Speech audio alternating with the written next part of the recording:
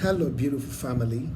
How are we all doing? I believe our response will be positive, saying, yes, I'm doing good.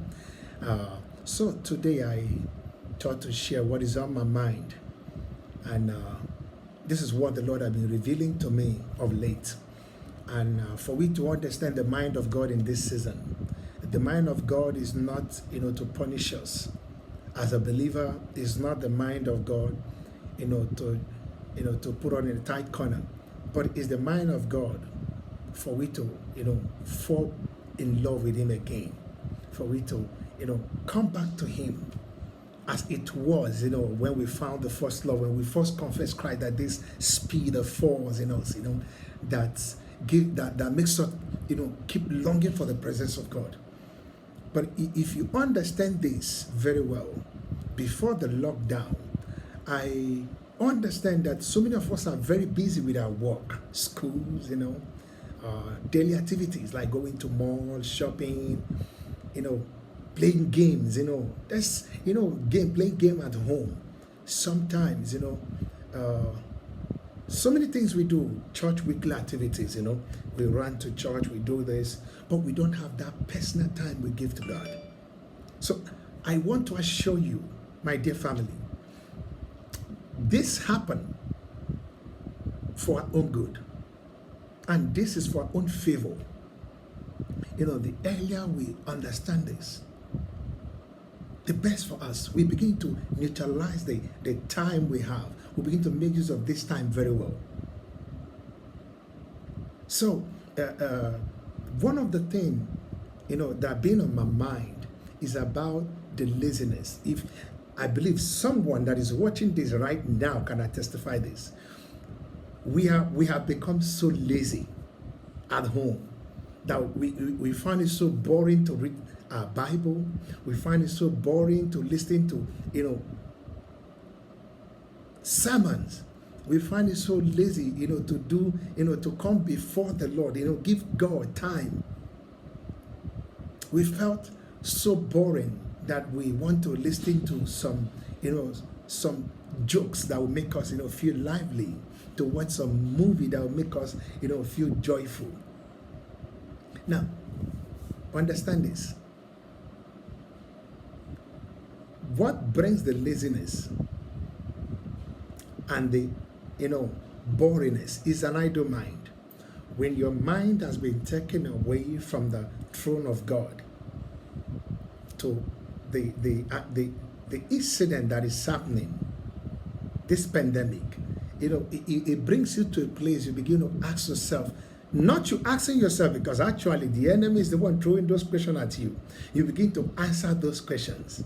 Now, it wears you so down that you felt, no, I have to do something.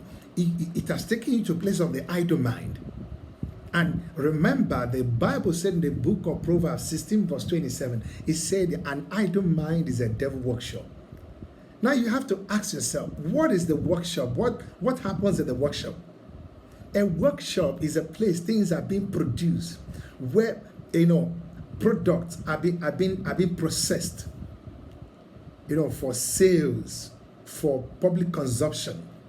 So this is where the enemy want to put us into this season. He wants us to, why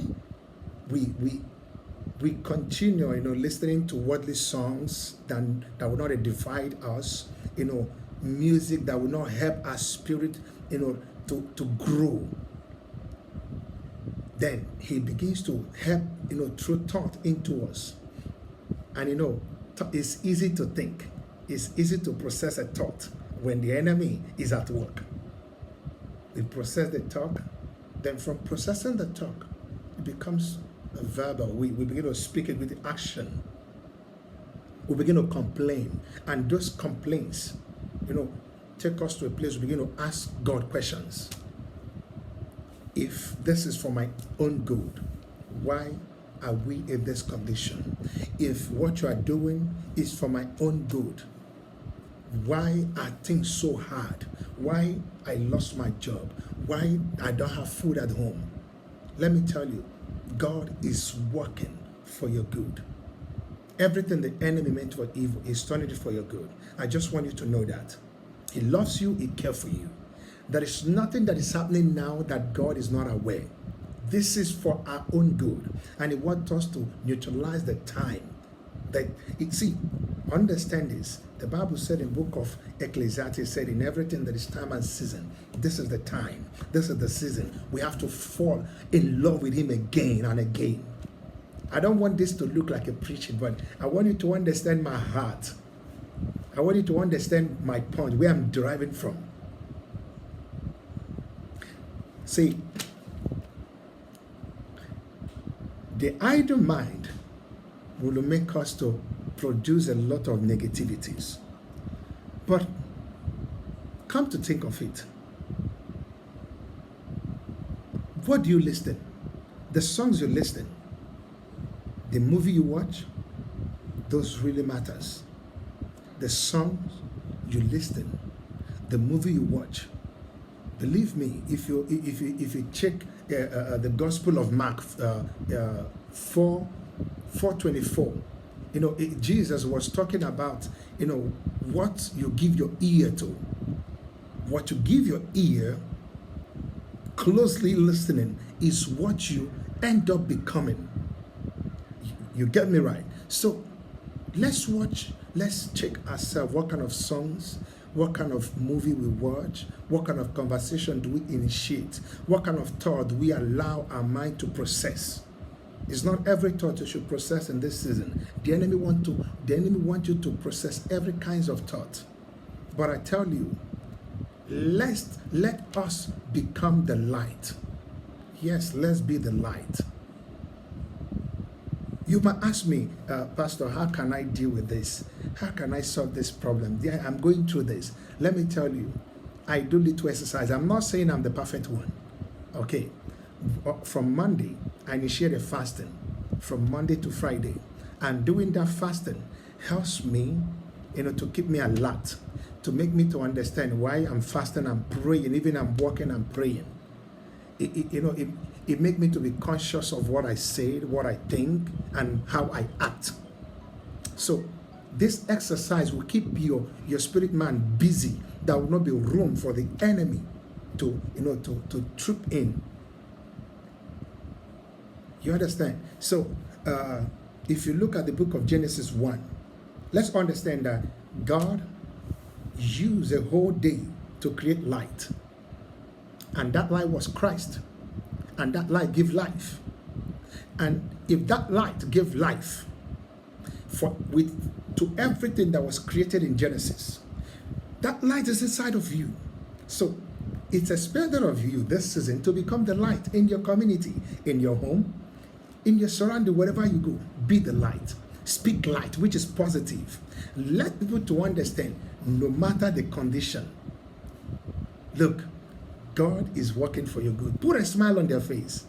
Speak positive. Okay? Speak positive. God loves us. This is a call for awakening. This is a call for revival. This is a call for doors, different kinds of, spirit realm doors to be opened for us. It depends how you seek the presence of God this season. I want you to seek the Lord like never before. Seek him like never before. Jesus, spoke of this in Matthew 5 verse 14, 15. It says that no one, it talks about you are the light of the world, and no one light up a candle, and put it under the bed. So understand this. Your light has to shine this season. I want you to, when this pandemic is over, I want to see you being that light. I want you to shine like never before. We love you. We love you. And at the same time, please, in case you have some areas of life you want us to, speak into, you are struggling with this season that, you find it difficult. Like I saw the spirit of, alcohol increase of, masturbation. If you have any areas of your life you want us to talk about, you want us to address for you, please don't hesitate to pick up your phone, call one of the pastors. We are here to serve you. We are here to help you. Okay, we are all family. We care for you. We love you. And also, I will encourage you to be part of this chain prayer that is going on. Is on Slack. You can download the link and, be part of it. It helps you. At midnight, I start by 1. In fact, it is the best moment for me. I tell you. Yeah, sometimes I don't write I don't write frequently, but what I receive, what I see and pray, I believe the Lord is doing something great. And also the prayer that is going on WhatsApp group every 10. Be part of it. Let's come together. Let's pray. Let's lift the name of God high. Let's pray for our city. God bless you. God bless you. I hope this is a blessing. This few minutes of video is a blessing to you. And I want you to go out there, be a blessing to someone who needs encouragement. Be a blessing to that brother at the home that is so down. Lift him up with a word of encouragement. God bless you. I love you.